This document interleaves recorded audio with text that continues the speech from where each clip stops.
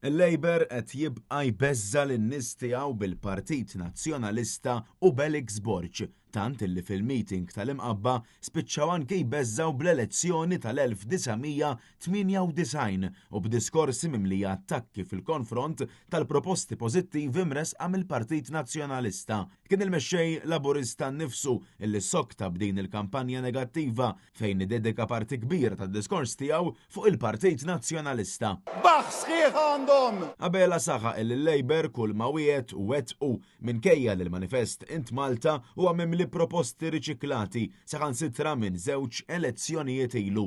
Aktar qabel Clyde Caruana mar lura sal-1998 fejn għażel li anqal il-biża' b'elezzjoni illi fiha tilef il-Labor wara li l-istess partit iġġieled mal-Perit Dom Mintoff. Dan id-diskors ta' Clyde Caruana kien mimli għajjat isteriku fejn anke hu attakka lill-Partit Nazzjonalista bil-messaġġ li wassal lill-partitarji preżenti fl-imqabba. Caruana għamel ukoll dikjarazzjonijiet surreali dwar il-ġustizzja soċjali meta dan huwa wieħed mill-aktar elementi li fih il-Labor ta' Robert Abela falla bi kbir. U l-prinċipju sagrosanta dan il-partit, il-ġustizzja soċjali! Dan meta l-Labor f'dawn l-4 snin wettaq waħda mill-aktar mossi antisoċjali li marret kontra x-xewqa ta' li kienet imkisra meta tilfet lil-bina Jan Paul Sofija li talbet biss għall-ġustizzja iżda vvutaw kollha kontrija, inkluż il-Ministru Clyde Caruana.